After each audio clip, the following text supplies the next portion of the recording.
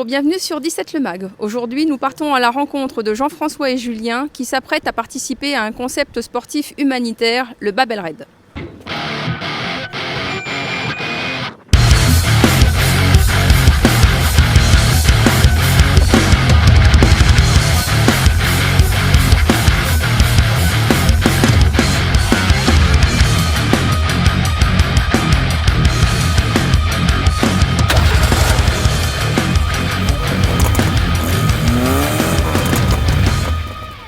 Salut les aventuriers, c'est Jean-François de la Team 112 du Babel Raid.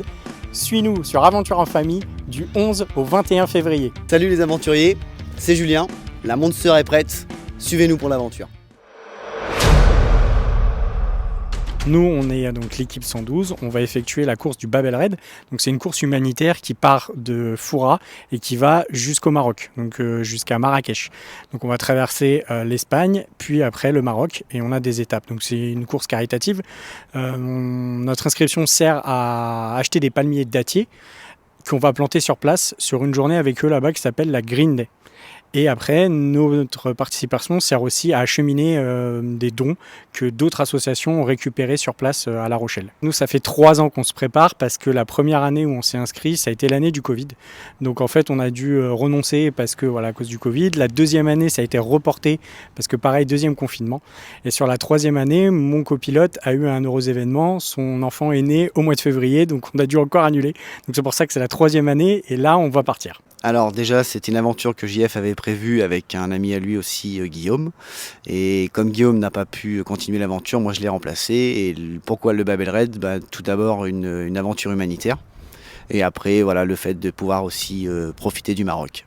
C'est surtout de pouvoir amener des dons au Maroc. Là, on va faire aussi des dons pour les Restos du Cœur. Salut tout le monde, grande première pour Thé et moi déjà de faire une aventure ensemble. Alors comment je l'ai connu ? Je l'ai connu parce que des amis à moi l'ont fait il y a 4-5 ans. Et donc je les ai suivis et ça m'a vachement plu. J'ai trouvé la démarche très sympa et l'ambiance aussi. Voilà, c'est très convivial. C'est pas de la course automobile, c'est de la course de régularité. Donc en fait, vous avez un roadbook et vous devez faire des étapes en un temps donné. Donc en fait, il y a beaucoup d'entraide et tout. Donc voilà, c'est aussi pour ça qu'on voulait le faire. C'est avant tout une aventure humanitaire. Et après, voilà, une cohésion avec beaucoup de personnes autour, de l'échange.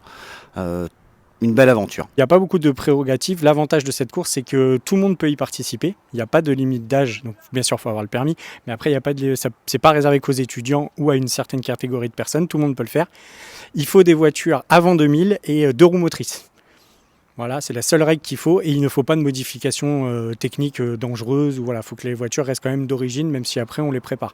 Après, dans la préparation, il n'y a pas grand-chose à faire. Si on veut le faire avec une voiture classique, on peut. Sinon, on peut, comme nous, on a rehaussé l'avant et l'arrière.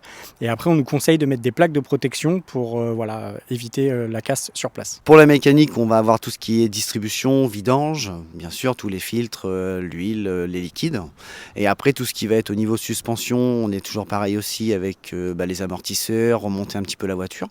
Et après, on va avoir l'aménagement intérieur. Là, on a prévu tout un aménagement en bois de façon à pouvoir ranger toutes nos affaires et de pouvoir recevoir tous les dons qu'on va livrer directement sur place. Là, on a emmené pelle, des routes de rechange. On a aussi des tissus de désensablage.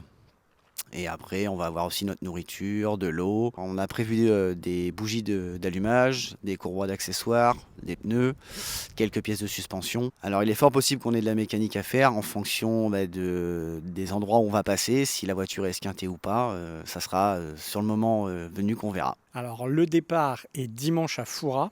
Donc nous, le départ est à 15h. Et après, donc voilà, on a 3 jours pour arriver à Al Jazeera. Donc on va faire une étape à Saint-Sébastien, une à Séville et la dernière à Al Jazeera. Et on prend le bac le mercredi à 8h de mémoire. Et après on arrive à Tanger. Et de Tanger, on a une 5-6 heures de voiture pour arriver à la première étape qui est à Meknès de mémoire.